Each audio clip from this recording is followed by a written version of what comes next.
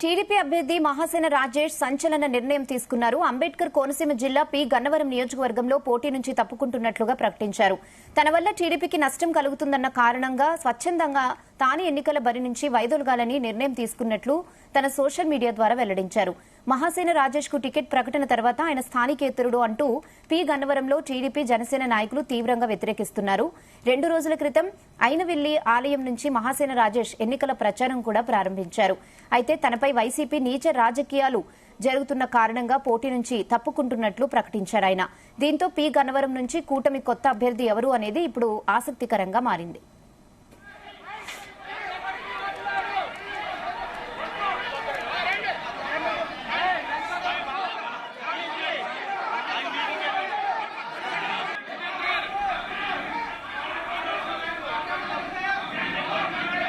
TDP అభ్యర్థి మహాసేన రాజేష్ సంచలన నిర్ణయం తీసుకున్నారు. ఇదే విషయంపై మరిన్ని అప్డేట్స్ మా ప్రతినిధి ప్రసాద్ అందిస్తారు. ప్రసాద్, సరిగ్గా వారం రోజుల క్రితమే మహాసేన రాజేష్ అంటే ఏదైతే టీడీపీ జనసేన ఉమ్మడి జాబితా 99 మంది అభ్యర్థులు ప్రకటించారు, అదే రోజు మహాసేన రాజేష్ ను కూడా పి గన్నవరం నుంచి అభ్యర్థిగా ప్రకటించారు. మహాసేన రాజేష్ ది స్వస్థలం ప్రతిపాడు నియోజకవర్గం ఉత్తర కంచి. అయితే ఇక్కడే తూర్పుగోదావరి జిల్లా నుంచి ఆయన మహాసేన స్థాపించి సోషల్ మీడియాలో చాలా యాక్టివ్ గాను, అదేవిధంగా దళితులకు సంబంధించిన బలమైన వాయిస్ గా కూడా ఉంటూ వస్తున్నారు. అయితే ప్రస్తుతం చూస్తే కనుక గత అంటే కొన్ని నెలల క్రితమే ఆయన చంద్రబాబు ఇక్కడ పెద్దాపురం పర్యటనకు వచ్చినప్పుడు ఆయన సమక్షంలోనే టీడీపీలో చేరడం జరిగింది. అనూహ్యంగా ఆయనకి ప్రస్తుతం ఎన్నికల్లో టికెట్ కేటాయించడం అనేది పార్టీ వర్గాల్లో కూడా చాలా విస్మయానికి గురి చేసిన పరిస్థితి ఎదురవుతుంది.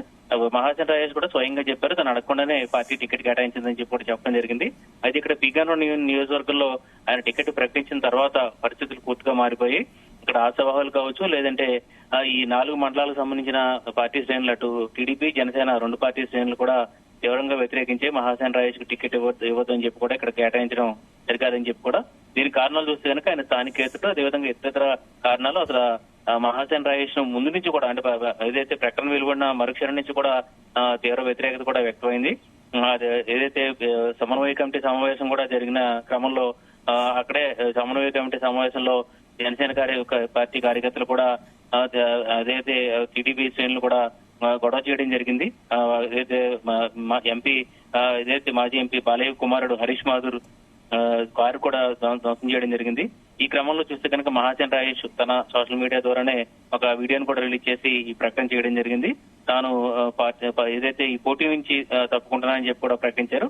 దీనికి సంబంధించిన కారణాలు చూస్తే తన కారణంగా టీడీపీ పార్టీకి నష్టం జరగకూడదు, ముఖ్యంగా ఇప్పుడు ఎన్నికల సమయంలో నష్టం జరగకూడదని చెప్పి కూడా ప్రకటించారు.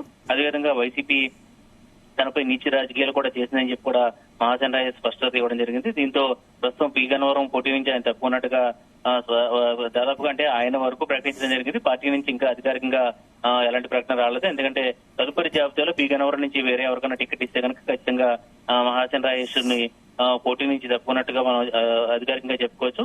ప్రస్తుతానికైతే మహాసేన రాజేష్ మాత్రం తన సోషల్ మీడియా ద్వారానే ప్రకటించారు, తాను పోటీ చేయట్లేదని చెప్పి కూడా ప్రకటించడం జరిగింది.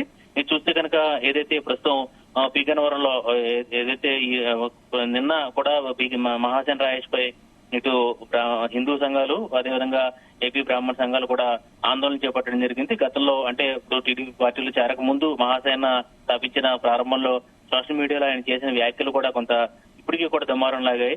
అయితే ఇప్పుడు ఆయన ఎమ్మెల్యే అభ్యర్థిగా మారిన నేపథ్యంలో ఆ మొత్తం పాత వ్యాఖ్యలన్నీ కూడా మళ్ళీ సోషల్ మీడియాలో వైరల్ అవుతున్నాయి.